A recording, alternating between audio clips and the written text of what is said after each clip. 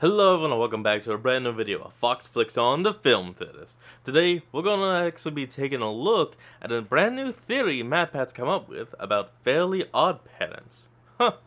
The Odd Parents have broken their own rules, huh? I mean, it kinda makes sense. That rule book is so damn thick. Oh wait. No, it's Ollie. I could just say damn and mean the structure. Well, D-A-M. Haha, that was a loophole. But, yeah. That book is just so thick that no one has really known all the rules in it. Like, how long does it take them to actually flip to a rule every time Timmy breaks one? Let's just move on. I wish for Film Theory to cross 20 million subscribers. Sorry, Matt. Can't do it. What? Why? Listen, the wand did little farty noise thing, so it's against the rules. Fine. I Start, wish for Daddy. a good Morbius movie. Nope, against Rule 101. I wish What? for another season of Gravity Falls. Nope, Rule 3-15-4-5. What? Fine. You left me no choice. I'm just gonna have to prove that there are no rules, that they're all an elaborate conspiracy to keep stock image fairies like you in check. Say psych right now. I will not say something right now, sir. The rules are a lie. Alright, this And is I'm about to interesting. prove it. Hello, Yeah. Internet! Welcome to Film Theory! Ed Krause Fairy can't grant my wish for 20 million subscribers, but you can. Cast your magic on that subscribe button. You know, one of the classic Nicktoons that I always thought flew under the radar was the Fairly Odd Parents. True Being alone with classic. someone for a long time can get annoying if it's not the right person. Are you leaving Ooh. I thought you loved me! This show was Damn. unhinged in all the best ways. Oops, sorry, Dad. Oh, don't worry about it, Timmy. My dreams were shattered years ago. How many years ago? How old are you? And why not? Oh. It's a show about a little boy named Timmy Turner with two fairy godparents that can grant his every wish. Sounds awesome. Finally, every 10-year-old's dream. A room full of supermodels. Can you guys make cookies? Super cookies. It's just regular cookies. Or, I suppose, not every wish. You see, the fairy godparents do have some limitations on what wishes they can and can't grant, all of which are outlined in a magical legal document known simply as the rules. In fact, the show goes to great lengths to Oh. explain the rigorous training that Oh, look at that. The book looks so different in the actual pilot compared to what was officialized in the show. Well, you're so used to seeing it purple that if you see yellow, you're just like, what the? I actually glitched out for a second there. Whoops. fairy godparents have to endure so that the rules never get broken. And that makes sense, right? Every magic system has to have rules. 3 wishes for a genie, no wishing for more wishes, no making people fall in love. All the classic stuff. So the world of the Fairly Odd Parents Yeah. shouldn't be that different, right? Right? Well, you know, when I start asking rhetorical questions like that, it's because the answer probably isn't as obvious as it seems. Nope, loyal theorists, after watching the show, maybe a bit too intently for a children's cartoon, it's become clear to me that the rules are actually more Pat, when was the last time you did not look at something over intently? Literally never as far as I can remember. Let's go.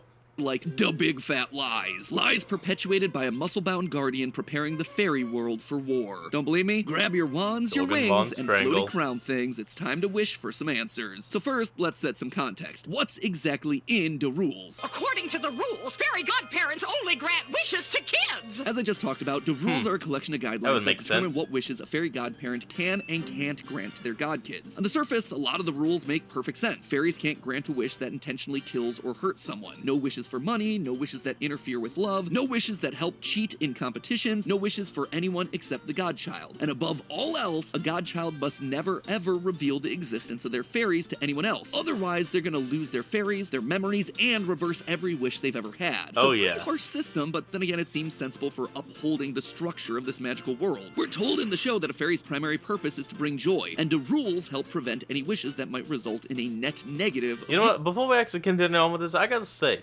hey, Ollie's season Cosmo's voice, it was damn good and a hell of a lot better than what we have to suffer through nowadays. Nowadays, it's so squeaky, it sounds like some dried SpongeBob.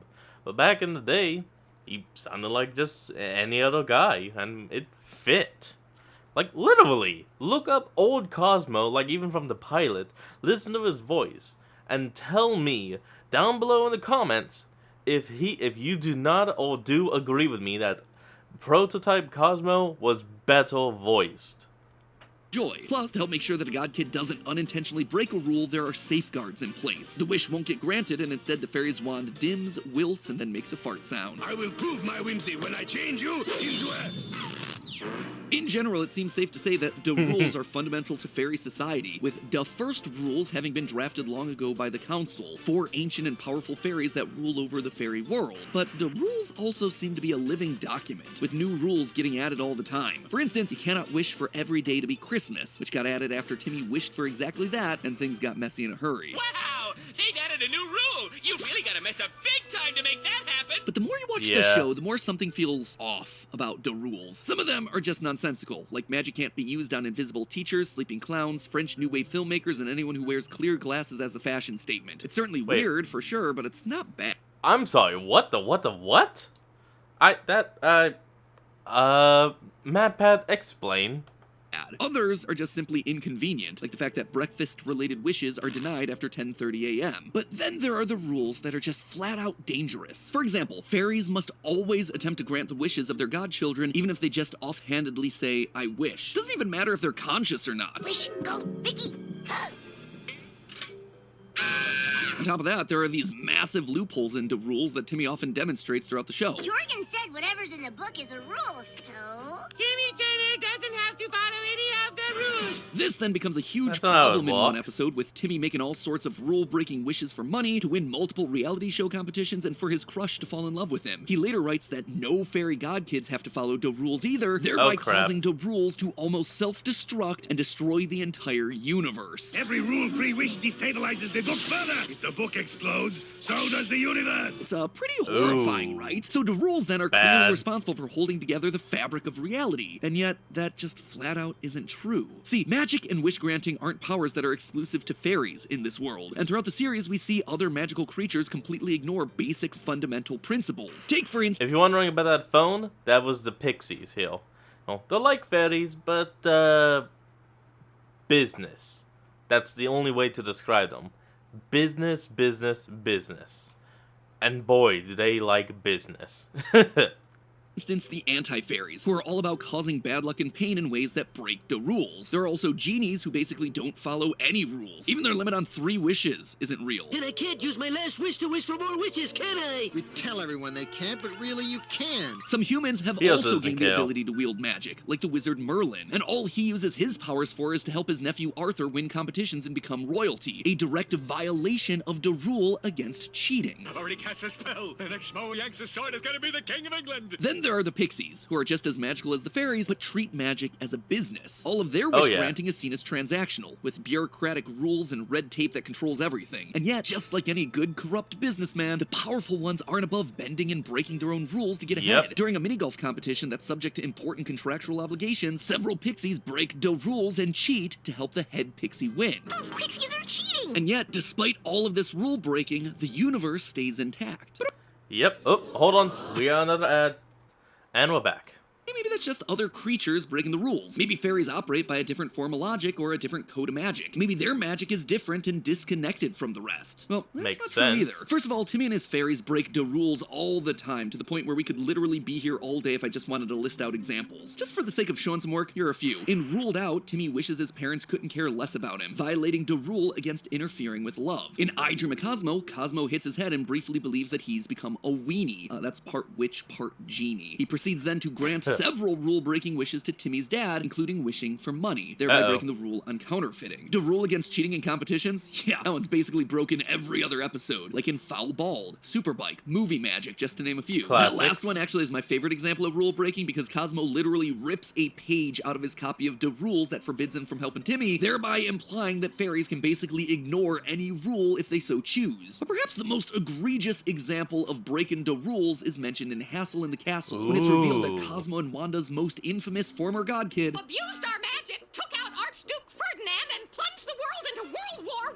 I. Yeah, even without wishing directly for the death of the Archduke, World War I caused 20 million deaths and 21 million injuries. I would say that that one caused a net negative of joy. So, something suspicious is going on with these rules. These things are supposedly super important, unbreakable, potentially world-ending, and yet they're broken all the time. Therefore, they're a lie. I've proven my thesis. Film theory becomes film fact. Thanks, everyone. Let's wrap it early. Slap a dark truth and big old red text on a thumbnail and ship it. Well, not quite. Sure, at this point we've proven that the rules are full of lies and you can break them pretty much whenever you want, but we're still left with one major question: why? If these things aren't real and they're not being enforced consistently, then why are they here at all? It can't possibly be because it's a cartoon for children and breaking the rules would make for easily manufactured drama. No. No, that's not it. See, the more I kept watching and digging into the lore of the series, everything started to point back to one person. The one magical creature in control of both the rules and the fairy world writ large, Jorgen von Strangle, self-proclaimed toughest fairy in the universe. I am Drill Sergeant Jorgen von Strangle, and these are my muscles. Okay, no, I didn't need to see that chin one. I was just gonna say, okay, you can tell by that prototype, the pilot, that he is definitely just meant to be a take on Arnold Schwarzenegger. But wow, I did not need to see that chin muscle. Don't ever show me that again. Jorgen is a major supporting character in the series, the guardian of the rules who knows them by heart so he can properly enforce them. He's also in charge of training fairies at his Fairy Academy boot camp, as well as assigning godparents to new god kids who need joy in their life. Basically, he's the fairy general of the fairy army. I will send you back to the Fairy Academy for 1,000 years of training! But if he's such a pro of the fairy world, why is he propping up this book of lies? Well, everything starts to click into place thanks to 2 episodes. First, there's School's Out the Musical, where the Pixies attempt to take over the fairy world. Remember these guys? They're the magical creatures that are obsessed with destroying joy and whimsy and replacing it with contracts, boredom, and rules. Yeah, it's a bit suspicious, isn't it? In this episode, the Pixies find a sad infant clown named Flappy Bob, and they enact a 37-year anti-fun plan, acting as Flappy Bob's own godparents for decades. But instead of granting him every wish for clownish fun, they mold him into a boring Harvard law-educated businessman. Meanwhile, the Pixies trick Timmy into wishing that kids weren't They do indeed make him a genius, though, you gotta admit.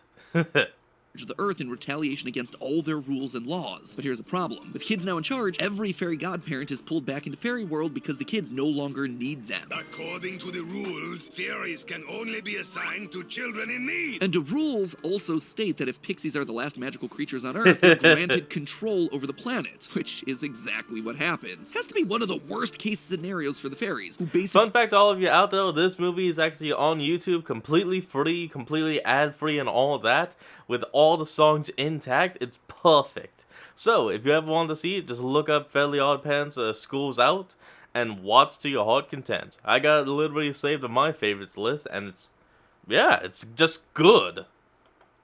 only exist to bring joy to others. We're just enjoying the show. Your misery is like going to the movies for us. This sequence of events raises a ton of questions. If fairies are kicked off the Earth if kids are suddenly in charge, why isn't wishing for that something that's explicitly listed in the rules? Meanwhile, all of this happened only because Flappy Bob was never granted a fairy godparent. Clearly, he was miserable during his childhood, and yet he got a pixie for some reason. Well, he was taken by pixies. Anderson, I think this is the beginning of a beautiful new 37-year plan. Like, no one gave him anything. He was assigned Cosmo and Wanda because he didn't want to do chores. I think an orphaned clown having the circus pummeled out of him, it might be just a little bit higher on the priority list. Most importantly of all, though, how did Jorgen not see any of this coming? Remember, Jorgen is the custodian of the rules. He knows them inside and out, and yet he does basically nothing the hundreds of times that we see him getting broken throughout the show. And as the trainer and assigner of new godparents, he should have known how miserable Flappy Bob was during his childhood and done something about it. Jorgen also isn't surprised when the Pixies reference that obscure loophole that gives him control of Earth in the rules, so he clearly knows that it exists. Let us go! Timmy needs us! No, he does not. According to the rules, fairies can only be assigned to children in need. And as the guardian of the master copy of the rules, he's one of the only people who can change them as he pleases. So this should have been something that he rectified well before it became a problem. So why didn't he? Why is Jorgen lying about the rules? Well, Jorgen did stop this precisely because he did see it coming. He wanted this to happen. He wanted the fairies pulled back into the fairy world. It's all part of a larger plan. Okay, I'll be honest. I think it would have been even more funny if MatPat's editors just kept editing Jorgen's nose to be longer and longer until the scene cut. Like, that would have been just something to laugh at. I thought that maybe Jorgen wasn't actually a fairy, but instead some sort of undercover pixie on the inside. I mean, he loves rules and enforcing them just like the pixies. Now we're pulling back the fairies, so I can bring them pain. But we learn definitively in the Season 7 episode Cosmo Rules that he's actually Cosmo's cousin, thereby proving that he's a fairy. Say hello to your other, more deep, dark family secretish cousin, Cosmo! Cousin? Whoa! So what then is his deal? Well, Oops. Well, hold on there, folks. And we're back. Let's go. it all comes down to that second episode I mentioned earlier and then left unexplained until now for dramatic effect. You see, the last piece of the puzzle that brings everything together is the Season 6 finale, Wishology. Here, we learned that fairies weren't always the sweet, cute, cuddly creatures that we know of today. In ancient fairy times, a fairy's main job was to fight, not frolic. Basically, fairies were once a race of super soldiers at war with a force known as the Darkness, which was only defeated when thousands of fairy warriors combined their powers to create a neutralizing light. And even then, the Fairy Council prophesized that the Darkness would one day return. They sent millions of the strongest fairy warriors out into the void of space to create an early warning system for Fairy World, should the Darkness ever return. According to the lore of the series, that's exactly why there are stars in the sky. All those stars, they're fairies on the lookout. Now, that's a cool story and all, but just think about its implications. Fairy World must have been devastated by this war with the Darkness, if millions of them were sent into space at the end of the fighting just to be a warning system. That's not even thinking about how many died during combat. Their population has clearly dwindled to a point where the entirety of Fairy World can fit inside of a gumball machine. Every fairy in Fairy World must be in here! And it's not like fairies reproduce quickly either. In Fairly Odd Baby... Well, there's also, because that's one of the rules in the book for some reason, no fairies can have kids. So, yeah, could we get an explanation on that? Magic birth control. I'm sorry. Cosmo and Wanda's child Poof is born, and we learn that the last fairy child born before Poof was Cosmo himself. It all started when the last baby was born in Fairy World. Me! And yet, in The Fast and the Furious, we meet Cosmo and Wanda's very first godchild, the caveman credited with inventing the wheel. That means that, at minimum, another new fairy hasn't been born since at least the Paleolithic era 40,000 years ago. Even the fairy economy seems to be suffering, unable to fill positions in vital public services like law enforcement. Isn't there supposed to be a good cop and a bad cop? We had some cutbacks. And so Jorgen did what he thought he needed to do. He created a sham system that would eventually result in kids losing their fairies, and those fairies then having to return to the fairy world. For centuries, he's been tweaking the rules, trying to create a situation where the god kids of Earth mess up so badly that the godparents have no choice but to abandon them. That's why he allowed the pixies to exploit the loophole. After kids become the dominant species on Earth, he's happy to pull all those fairies back to Fairy World. In the episode, we see him being put to work in real jobs that can help rebuild their infrastructure. He wants the fairies back to rebuild their population. Remember, before Poof, Cosmo was the last fairy child born, and he's older than the entirety of human civilization. In short, when humans came into being, production of new fairies stopped. And without the need to train godparents, there's a perfect excuse to turn the Fairy Academy into an actual fairy army boot camp. Jorgen knows that the Darkness is going to return, and he's been spending his entire life preparing for it. That's why his physique is so much more like the fairy warriors of old, and why he immediately takes charge of the entire fairy world when the Darkness returns, sending all the other fairies to be protected in a gumball machine as he tries his best to fight back. He begrudgingly teams up with Timmy, someone he loathes. He even sacrifices himself to make sure that Timmy can save the fairy world. That is his primary goal, no matter the cost. And here's the thing, his plan seems to work. Timmy is able to dispel the darkness by showing it love, thereby turning it towards kindness. And towards the end of the series, we learn that there's a shortage of fairy godparents, partially because fairies have begun pursuing careers within Fairy World. Due to overwhelming demand and fairies taking on better paying jobs, there is a fairy godparent shortage. That said, Jorgen's plan didn't work well enough. Oh, and that's why Timmy ends up having to share his godparents, with that new girl. Chloe is her name? I don't care. He still had to suffer through all those episodes with the dog fairy. What do you want me to say? I know a lot of words, because I just ate a dictionary. But hey, if you want something that breaks the rules of our world, you should check out our sponsor for today's episode, Air Up, the bottle that'll... Well, I think that's going to be the end of today's episode. Yep, it is. Alright folks, that's what we're going to end off today's video. I hope you all enjoyed this. Remember to like, comment, and subscribe for more. Link will be in the description, and I'll see all of you folks next time when we flick on. Peace out.